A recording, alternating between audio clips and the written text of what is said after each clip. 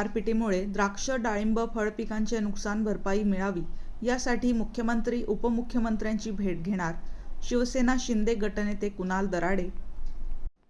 नाशिकच्या निफाड तालुक्यातील पूर्व भागातील खेडले झुंगे, रुई, देवगाव यासह परिसरातील गावांमध्ये झालेल्या वादळी वाऱ्याचा, अवकाळी पाऊस व गारपिटीमुळे शेती पिकांसह फळपिकांनाही फटका बसला। द्राक्ष डाळिंब पिकांचे मोठे नुकसान झाले। शेतकऱ्यांच्या हातातोंडाशी आलेला घास हिरावला गेला।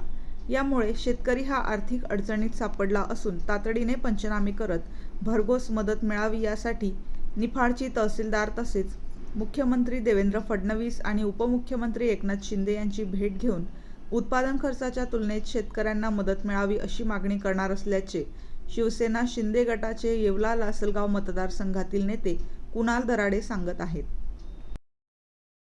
निफाड तालुक्यात आज खेडलाझुंगा व पंचकृषीतील शेतकऱ्यांशी मी संवाद साधला।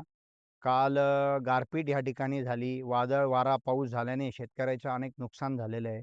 खास करून द्राक्षांचं या ठिकाणी नुकसान झालं आहे। द्राक्ष मी बघितले, खाली पडलेले द्राक्ष आहेत, द्राक्षाला फुटले देखील आहेत, कारण गारांचा फटका त्या ठिकाणी बसला म्हणून द्राक्ष त्या ठिकाणी फुटलेत। एवढंच नव्हे तर कांद्याचं देखील नुकसान झालंय। म्हणजे ओव्हरऑल शेतकऱ्यांचं भरपूर नुकसान या कालच्या वाऱ्यामुळे आणि पावसामुळे या ठिकाणी झालेलं आहे। आम्ही शासनाला या ठिकाणी फोनवरून संवाद साधला आणि त्यांना विनंती केली की लवकरात लवकर पंचनामा करण्यासाठी या ठिकाणी अधिकाऱ्यांची तुम्ही नियुक्ती करा, जेणेकरून शेतकऱ्यांना दिलासा मिळेल। आता इतकं मोठं नुकसान झालंय, ही नुकसान तर भरून निघूच शकत नाही, कारण आज द्राक्षाला इतका चांगला भाव होता, कारण माल मार्केटमध्ये कमी असल्यामुळं 130 रुपयापासून तर 100-150 रुपयापर्यंत या ठिकाणी भाव मिळणार होता। परंतु नैसर्गिक अशी आपत्ती या ठिकाणी निर्माण झाली आणि शेतकऱ्यांना या आपत्तीला सामोरं जावं लागलं। खरोखर फार मोठं नुकसान झालेलं आहे। शेतकऱ्यांनी याची दखल घेऊन शेतकऱ्यांना या ठिकाणी मदत करावी, ही विनंती मी शासनाकडे केलेलीच आहे आणि आपल्या माध्यमातून देखील करत आहोत। काल आमच्या खेडलेजुंगी या गावामध्ये 3 वाजेपासून वादळी वाऱ्यासह गारपीट झाली।